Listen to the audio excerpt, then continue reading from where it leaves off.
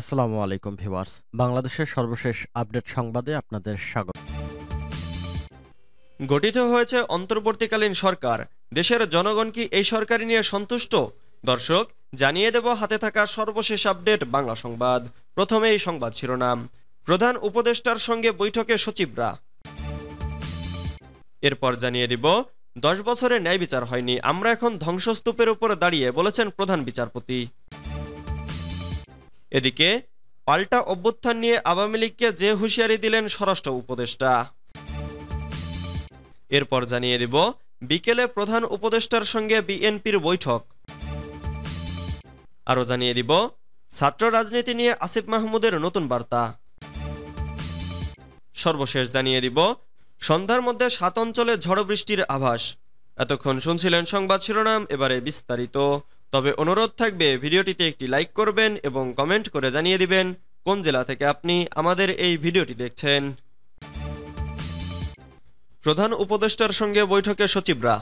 রাষ্ট্রীয় অতিথি ভবন যমুনায় সচিবদের সঙ্গে বৈঠকে বসেছেন অন্তর্বর্তীকালীন সরকারের প্রধান উপদেষ্টা ডক্টর মোহাম্মদ ইউনূস। মূলত তার অধীনে থাকা 25টি মন্ত্রণালয় ও বিভাগের সচিব ও জ্যেষ্ঠ সচিবরা এই বৈঠকে অংশ নিয়েছেন। সোমবার সকাল 10:30টায় সেনাপ্রধান জেনারেল ওয়াকারুজ্জামান যমুনায় প্রবেশ করেন। তিনি প্রধান উপদেষ্টার সঙ্গে বৈঠক করে বেলা 11:15 বের হয়ে যান। এরপর ডক্টর ইউনূস 25 মন্ত্রণালয়ের সচিবদের নিয়ে বসেন। মন্ত্রণালয়গুলোর কর্মপরিকল্পনা বিষয়ে প্রধান উপদেষ্টাকে অভিহিত করেছে সচিবরা। এই বৈঠকে প্রধান উপদেষ্টা তার অধীনে সব মন্ত্রণালয়ের বিষয়ে বিভিন্ন দিক নির্দেশনা দিতে পারেন বলে সূত্র জানিয়েছে। তার আগে সকাল 10টা থেকেই 25 মন্ত্রণালয়ের বেশ কয়েকজন জ্যেষ্ঠ সচিবকে প্রধান উপদেষ্টার বাসভবন ও কার্যালয়ে প্রবেশ করতে দেখা যায়। 10 বছরে ন্যায় বিচার হয়নি, আমরা এখন ধ্বংসস্তূপের উপর দাঁড়িয়ে, বলেছেন প্রধান বিচারপতি।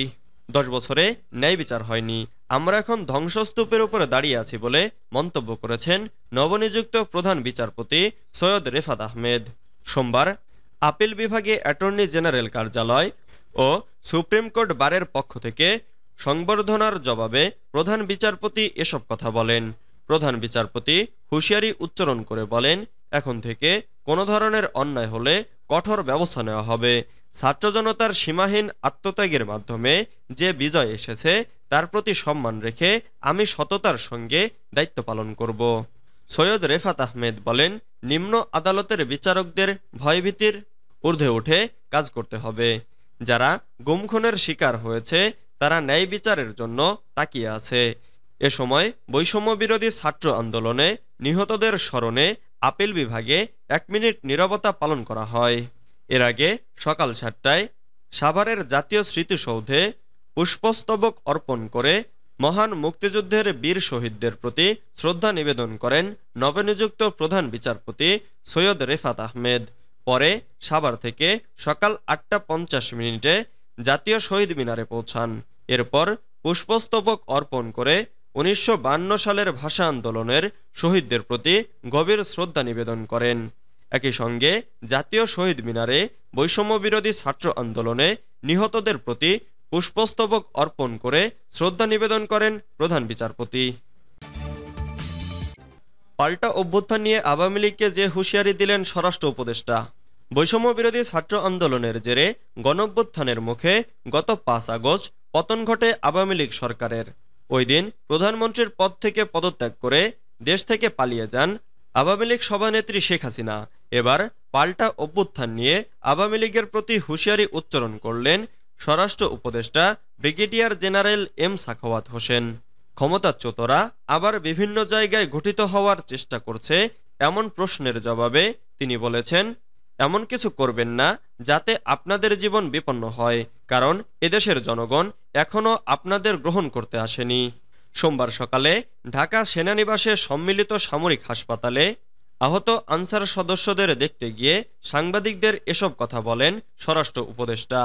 সাখাওয়াত হোসেন বলেন, লোক জড়ো করুক আর যাই করুক, এমন কিছু করবেন না যাতে আপনাদের জীবন বিপন্ন হয়, কারণ এদেশের পাবলিক এখনও আপনাদের গ্রহণ করতে আসেনি। আমি বরং মনে করি আপনারা আপনাদের পার্টি রিঅর্গানাইজড করেন। পার্টির অনেক অবদান আছে বাংলাদেশে, এটা আমরা ডিনাই করতে পারি না। পার্টিকে রিঅর্গানাইজড করেন, একটা পলিটিক্যাল পার্টির মতো থাকেন। ইলেকশনেলে কন্টেস্ট করবেন, জনগণ ভোট দিলে ভোটে যাবেন। বিকেলে প্রধান উপদেষ্টার সঙ্গে বিএনপির বৈঠক। অন্তর্বর্তীকালীন সরকারের প্রধান উপদেষ্টা ডক্টর মোহাম্মদ ইউনূসের সঙ্গে বৈঠক করবেন বিএনপির শীর্ষ পর্যায়ের নেতারা।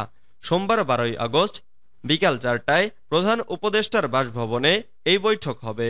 বিএনপির মিডিয়া সেলের সদস্য সাইরুল কবির খান বিষয়টি নিশ্চিত করেছেন। বৈঠকে বিএনপির মহাসচিব মির্জা ফখরুল ইসলাম আলমগীরের নেতৃত্বে দলটির স্থানীয় কমিটির সদস্যরা অংশ নেবেন। প্রসঙ্গত, দেশব্যাপী শিক্ষার্থীদের আন্দোলনের মধ্যে গত 5 আগস্ট পদত্যাগ করে দেশ ছাড়েন সাবেক প্রধানমন্ত্রী শেখ হাসিনা। এরপর নোবেল বিজয়ী অর্থনীতিবিদ অধ্যাপক ডক্টর ইউনূসের নেতৃত্বে 17 জনকে নিয়ে অন্তর্বর্তীকালীন সরকার গঠন করা হয়েছে। বঙ্গভবনের দরবার হলে বৃহস্পতিবার 8 আগস্ট রাত 9টা 27 মিনিটে শপথ নেন অন্তর্বর্তীকালীন সরকারের উপদেষ্টারা। ছাত্র রাজনীতি নিয়ে আসিফ মাহমুদের নতুন বার্তা। অন্তর্বর্তী সরকারের যুব ও ক্রীড়া মন্ত্রণালয়ের উপদেষ্টা ও বৈষম্যবিরোধী ছাত্র আন্দোলনের অন্যতম সমন্বয়ক আসিফ মাহমুদ বলেছেন, লেজুর ভিত্তিক রাজনীতির পতনের সময় এসেছে। সোমবার 12ই আগস্ট ফেসবুকে দেওয়া এক স্ট্যাটাসে তিনি একথা বলেন। ফেসবুকে দেওয়া স্ট্যাটাসে আসিফ মাহমুদ লিখেছেন, ছাত্র রাজনীতি নয়, প্রয়োজন রাজনৈতিক সচেতনতা। ক্যাডার ভিত্তিক বাহিনী বানানো, নির্যাতন নিপীড়ন, লেজুর ভিত্তিক রাজনীতির বিরুদ্ধে দীর্ঘ লড়াই করেছি। ছাত্রদের মধ্যে রাজনৈতিক সচেতনতা থাকাতেই ফ্যাসিবাদী হাসিনার বিরুদ্ধে লড়াই সম্ভব হয়েছে। ছাত্রদের মধ্যে রাজনৈতিক সচেতনতা থাকলে পথ হারাবে না বাংলাদেশ। তিনি আরও লিখেছেন, ছাত্র সংসদ নির্বাচনের মাধ্যমে ছাত্র নেতৃত্ব নির্বাচিত হবে। পেশি শক্তির রাজনীতি, নিপীড়ন নির্যাতনের রাজনীতি, লেজুর ভিত্তিক রাজনীতির পতনের সময় এসেছে। সন্ধ্যার মধ্যে 7 অঞ্চলে ঝড় বৃষ্টির আভাস। দেশের 7 অঞ্চলে সন্ধ্যার মধ্যে অস্থায়ীভাবে ঝড়ো হাওয়া সহ বজ্রসহ বৃষ্টি হতে পারে। সোমবার 12ই আগস্ট বাংলাদেশ আবহাওয়া অধিদপ্তরের আবহাওয়াবিদ ডক্টর মোহাম্মদ আবুল কালাম মল্লিক দেশের অভ্যন্তরীণ নদীবন্দর সমূহের পূর্বাভাসে এ তথ্য জানায়।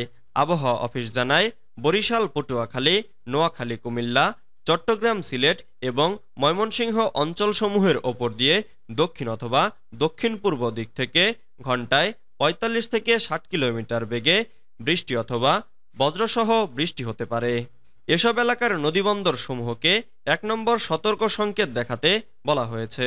অন্যদিকে আবহাওয়ার পূর্বাভাসে সংস্থাটি জানায়, আগামী 24 ঘন্টার মধ্যে রংপুর, রাজশাহী, ময়মনসিংহ, বরিশাল, চট্টগ্রাম ও সিলেট বিভাগের অধিকাংশ জায়গায় এবং ঢাকা ও খুলনা বিভাগের অনেক জায়গায় অস্থায়ীভাবে দমকা হাওয়া সহ হালকা থেকে মাঝারি ধরনের বৃষ্টি অথবা বজ্রসহ বৃষ্টি হতে পারে। সেই সঙ্গে দেশের কোথাও কোথাও মাঝারি ধরনের ভারী থেকে ভারী বর্ষণ হতে পারে। বৃষ্টি হলেও সারা দেশে দিন এবং রাতের তাপমাত্রা প্রায় অপরিবর্তিত থাকতে পারে। এছাড়া গত 24 ঘন্টায় সর্বোচ্চ বৃষ্টিপাত রেকর্ড করা হয়েছে ফেনীতে 112 মিলিমিটার এবং আজ সকালে সর্বনিম্ন তাপমাত্রা রেকর্ড করা হয়েছে সিলেটে 24.5 ডিগ্রি সেলসিয়াস।